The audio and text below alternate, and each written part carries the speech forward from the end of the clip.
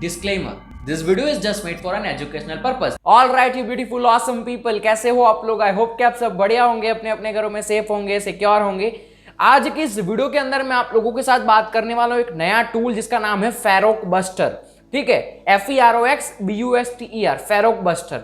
इसका नाम आप लोगों को सुना सुना लग रहा होगा गो बस्टर के साथ। गो बस्टर क्या करता है? गो बस्टर करता है content discovery, directory brute forcing वगैरह वगैरह।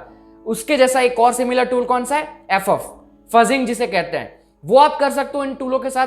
तो इन्हीं दोनों के साथ एक कंपैरिजन में हमारे पास एक नया टूल है जिसका नाम है फेरोक बस्टर। फेरोक बस्टर गो बस्टर और FF से बेहतरीन है। ठीक है, उससे 90% अच्छा टूल है जहां तक मुझे पसंद आता है वो। तो मैंने सोचा मैं आप लोगों के साथ शेयर करूंगा। इस टूल को आज हम सीखने वाले हैं कि कैसे यूज करा जाता है। लेकिन अब पहले बात करते हैं इस टूल के अंदर डिफरेंसेस क्या क्या है। आपको यहाँ पर स्क्रीन के ऊपर पॉपअप दिख रहा होगा, यहाँ पर आप देख रहे हैं। ठीक है, डिफरेंसेस क्या क्या है गो बस्टर, FF URL और फेरोक बस्टर के साथ। फेरोक बस्टर के अंदर काफी फीचर्स आपके पास है जो शायद आपको एडवांस यूजेज में काफी बढ़िया हेल्प करने वाले हैं। तो ये फेरोक बस्टर के फीचर्स हैं, ये गो बस्टर के, FF के। आप कंपैरिजन कर सकते हो आपके हिसाब से, जो भी आपको प्रीफरेबल लगता है वो आप यहां से चूज कर सकते हो। तो आज इस वीडियो के अंदर मैं आप लोगों को बताने वाला हूं कि फेरोक बस्टर कैसे यूज करा जाता है, फेरोक बस्टर का यूज जो है वो आपको कहां पर होने वाला है, ये सारी चीजों के बारे में बात करेंगे। तो अगर आप लोगों को दिमाग में कंफ्यूजन है कि कंटेंट डिस्कवरी कैसे होती है, डायरेक्टरी ब्रूट फोर्सिंग कैसे होती है और ये जो चीजें हैं वो कैसे होती है, अगर वो चीजें सीखना चाहते हो इस वीडियो को एंड तक देखते रहना। मैं वीडियो को स्टार्ट करता हूं बिना किसी देरी के। Welcome to spin that, this is Abhijeel और ये वीडियो है फेरोक बस्टर टूल के बारे में। So without further ado let's exploit.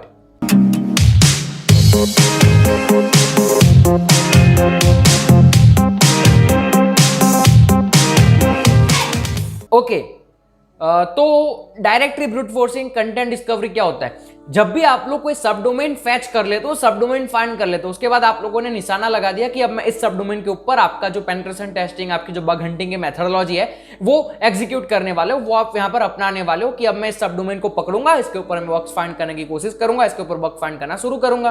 तो अब ये जो प्रोसेस होता है, ये जो मेथोडोलॉजी होती है, उसमें सबसे पहला जो मेरा स्टेप होता है वो होता है content discovery, directory brute forcing. तो मैं जैसे ही अपना एक डोमेन पकड़ता हूं तो मैं वहां पर कंटेंट डिस्कवरी और डायरेक्टरी ब्रूट फोर्सिंग करने की कोशिश करता हूं।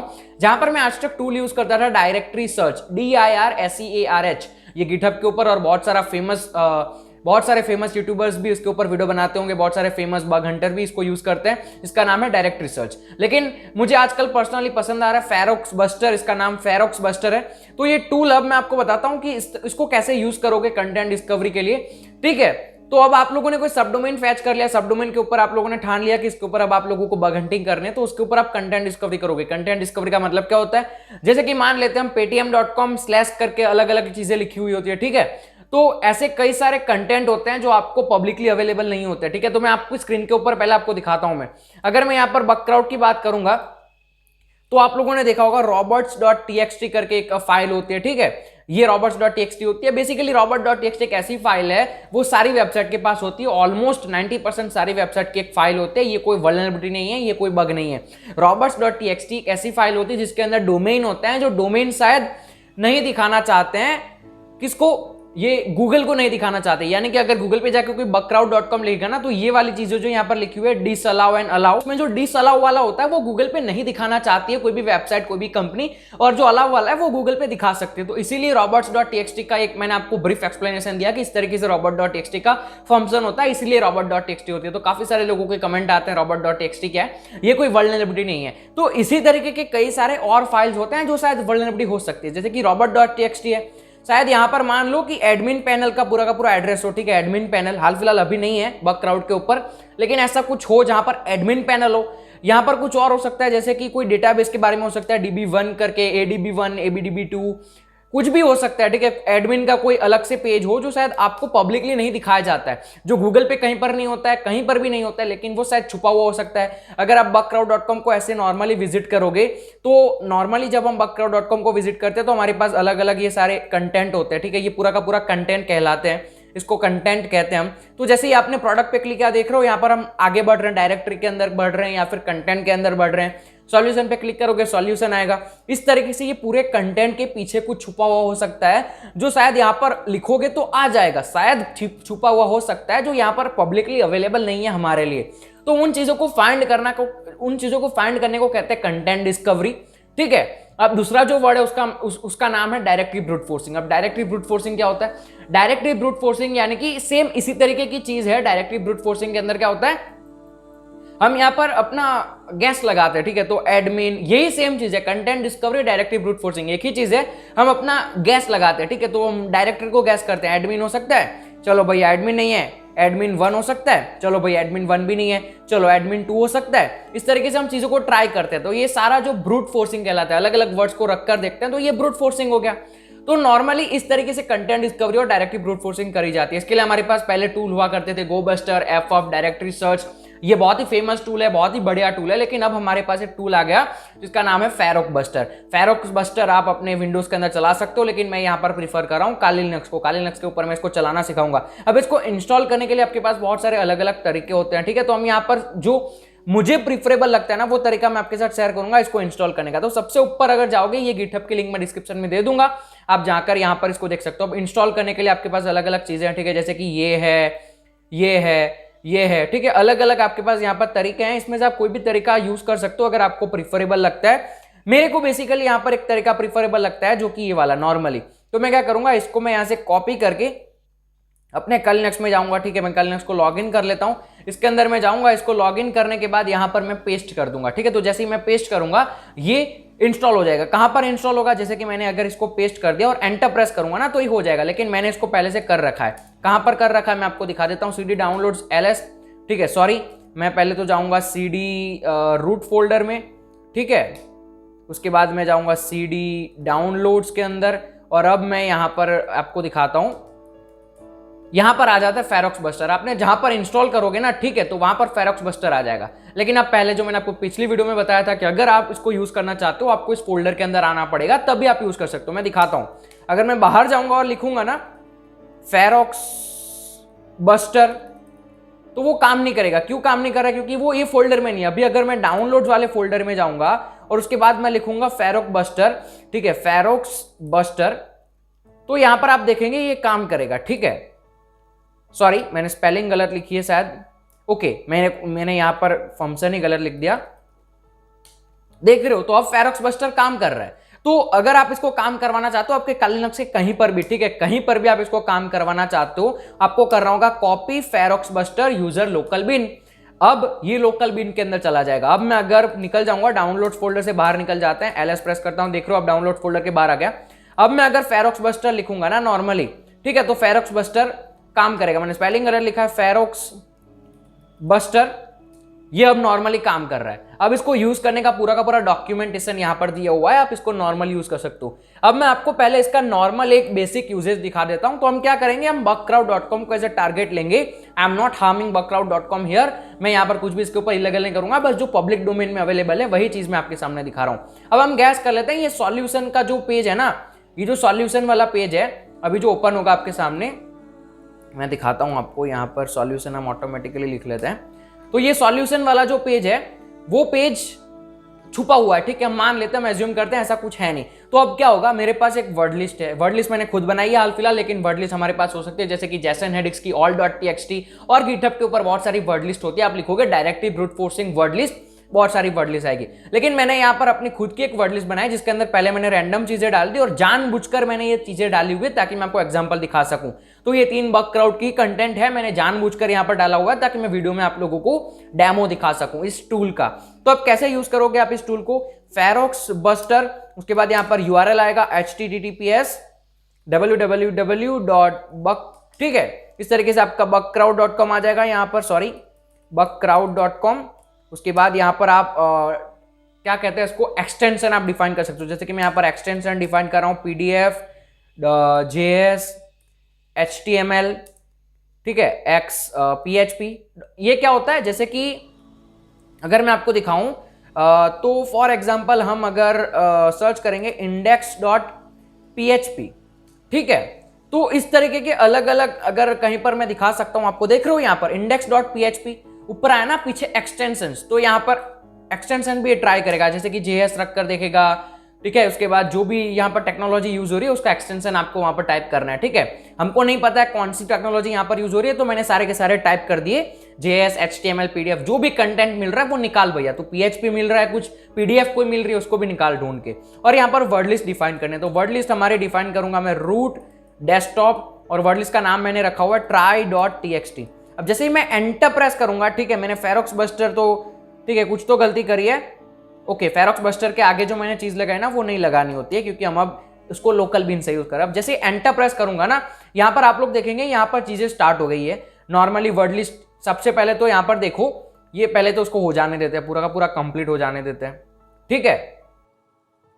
तो यहां पर आप लोग देख रहे हैं, यहां पर हम लोगों को सारी चीजें पहले तो देखने को मिलती है, यहां पर एरर्स देखने को मिलते हैं। ये वाली लाइन लिखो जो कलरिंग में लिखा हुआ है 301 403 403, मतलब ये सारी चीजें नहीं है। देखो इसने क्या करा, देखो हमने जो वर्ड लिस्ट के अंदर चीजें दी हुई थी ना, देखो पहले तो ये नॉर्मल इसने ढूंढ निकाला 301 पे ऊपर है, 5 301 के ऊपर है 6 हैकर्स, इस तरीके की सारी चीजें ढूंढ निकाली। लेकिन यहां पर इसने क्या करा, फिर उसके बाद पीछे ये चीजें रखकर देख रहा है, ठीक है, पीडीएफ रखा, उसके बाद इसने कहीं पर जेएस रखा हुआ है, ठीक है, जेएस ये ऑटोमेटिकली सारी चीजें करता है। 1,00,000 2,00,000 वर्ड्स का ऐसा करेगा, उसमें से कोई ऐसी चीज निकल आएगी बाहर, कंटेंट डिस्कवरी कंटेंट ऐसा निकल आएगा जिसके ऊपर कोई प्राइवेट चीजें होगी इस कंपनी की, इस वेबसाइट की, वो एक हार्मफुल है, एक पब्लिक डोमेन के अंदर बाहर आना, तो उसको आप रिपोर्ट कर सकते हो कि भैया आपकी ये जो इन्फॉर्मेशन है ना वो बाहर लीक हो रही है, तो आपको मैं रिपोर्ट कर रहा हूं।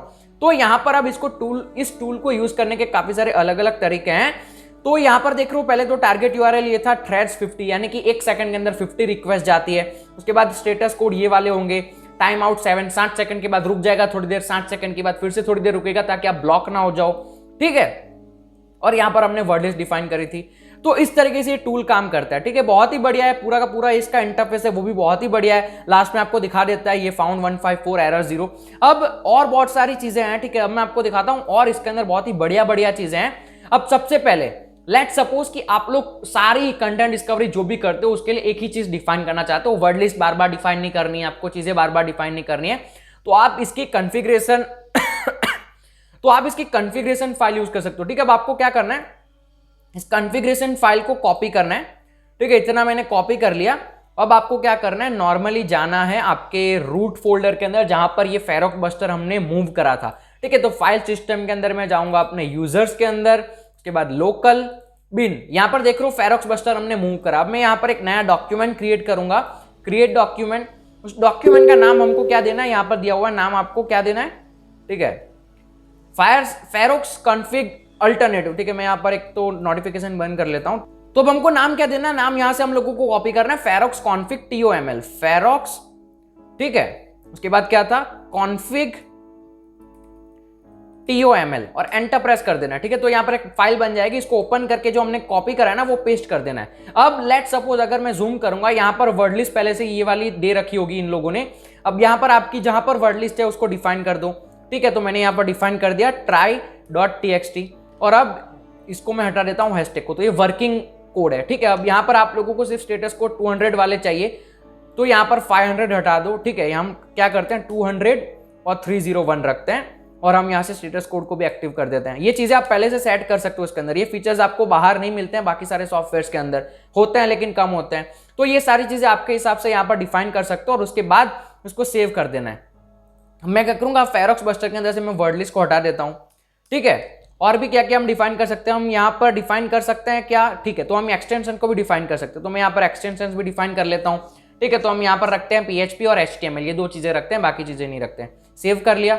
अब मैं यहाँ पर कुछ भी डिफाइन नहीं कर रहा हूं, मैं ओनली डिफाइन कर रहा हूं फेरोक्स बस्टर को URL। अब यहां पर देख रहा हूं, मैं पॉज कर देता हूं इसको। अब ओके, मैंने कुछ गलत करा हुआ, 1 मिनट रुक जाओ। ओके, मैंने यहां पर हैशटैग नहीं लगाया था, ठीक है, ऊपर जो मैंने हैशटैग नहीं लगाया था इसलिए हमको एरर आया था। अब मैं फिर से यहां पर टूल को रन करता हूं, मैं थोड़ा सा जूम कर लेता हूं, ferox buster www.bugcrowd.com expected and equals, okay, कोई कुछ तो गलत हमको दिखा रहा है, ठीक है, ये पता नहीं क्या दिखा रहा है, कोर्स पर्स कॉन्फिग, हमने शायद इसका नाम गलत रखा हुआ है, फेरोक्स config.toml, ठीक है, ये तो बढ़िया है। प्रॉब्लम कहाँ आ रही है, कुछ तो हमने यहाँ पर गलत कर दिया है, ठीक है। मैं एक काम करता हूँ, ये लाइन को हटा देता हूँ, और नॉर्मली अब सेव करते हैं इसको, और अब मैं ट्राई करके देखता हूँ, feroxbuster bugcrowd.com, ठीक है। तो अब एरर नहीं आया, ठीक है। तो अब देख रहे हो, अब इसने नॉर्मली रूट ट्राई टीएक्सटी कर लिया, ये 2 एरर ले लिए इसने नॉर्मली, ये सारी चीजें मेरे को कुछ भी डिफाइन नहीं करना है। अब मैं इसको अगर रन करूंगा तो आप देखेंगे इसके रिजल्ट के अंदर आप लोगों को 403 और वो सारी चीजें देखने को नहीं मिलेगी। आपको नॉर्मली जो मेन एरर हमने डिफाइन करा ना वही देखने को मिलेंगे। तो चीजें मिक्सअप नहीं होती है यहाँ पर, इसको यूज कर सकते हो। बहुत ही बढ़िया टूल है, इसके अंदर और बहुत सारे फीचर्स हैं। अगर आप लोग देखोगे ना तो इसके अंदर बहुत सारे बढ़िया फीचर्स है, सारा अच्छे से समझा रखा है। आप मल्टीपल वैल्यूज प्रोवाइड कर सकते हो, आप सारे रिक्वेस्ट को बॉक्सशूट के अंदर इंटरसेप्ट करवा सकते हो, ठीक है। या फिर आप कोई भी हेडर स्पेसिफिक देना चाहते हो, ठीक है, कि आपको भैया सिर्फ ये वाले हेडर जिस रिक्वेस्ट में है वो आपको चाहिए, वो डिफाइन कर सकते हो। इस तरीके से बहुत सारी चीजें जो एडवांस लोगों को समझ में आ रही होगी, जो बिगिनर उनको ये चीजें समझ में नहीं आ रही होगी, लेकिन आप नॉर्मली जैसे ये प्रैक्टिकल करोगे ना तो चीजें समझ में आ जाएगी आपको। बहुत ही बढ़िया टूल है, मैं रिकमेंड करता हूं ये टूल को यूज करना। बहुत सारे फीचर्स हैं, ये पूरी डॉक्यूमेंट्री पढ़ना, बहुत ही कुछ सीखने को मिलेगा। फेरोक्स बस्टर बहुत ही बढ़िया टूल है यार, मेरे को तो पसंद आ गया, मैं अब इसको यूज करता हूं। तो आप भी इसको यूज कर सकते हैं, इसके लिंक मैं डिस्क्रिप्शन में प्रोवाइड कर दूंगा। ये ट्यूटोरियल था छोटा सा आप सभी के लिए, आई होप कि आपको अच्छा लगा होगा। तो अभी तक अगर आपने इस वीडियो को लाइक नहीं कराया तो ठोको लाइक, ठोक तो लाइक और शेयर ठोक दीजिए, महाकाल का दबा के लाइक और शेयर ठोक दीजिए। चैनल को सब्सक्राइब करना, वीडियो के नीचे अच्छे से कमेंट करना जो भी आपको पसंद आए इस वीडियो के अंदर, कैसा ये टूल लगा, क्या चीजें बताना चाहते हो, जो भी कहना चाहते हो। Haters you are most welcome, आप जो भी कहना चाहते हो कह सकते हो कि इसको बग्स फाइंड करना नहीं आता, ये स्क्रिप्ट किडी है, इसको जो करना है कर सकते हो, ठीक है। मेरे को फर्क नहीं पड़ता है, मैं यही काम करता रहूंगा। उखाड़ लो जो उखाड़ना है, ठीक है, उखाड़ सकते हो ना, उखाड़ लो मेरा। चलो चैनल बंद करवा दो कि दूसरी चैनल खोल लूंगा कल को, क्या करोगे यार तुम, ठीक है। तो निकल लो यहां से, जरूरत नहीं है। तो ये वीडियो के लिए इतना रखता हूं, मिलूंगा आपको अगली वीडियो में, तब तक के लिए stay secure, keep smiling, piece.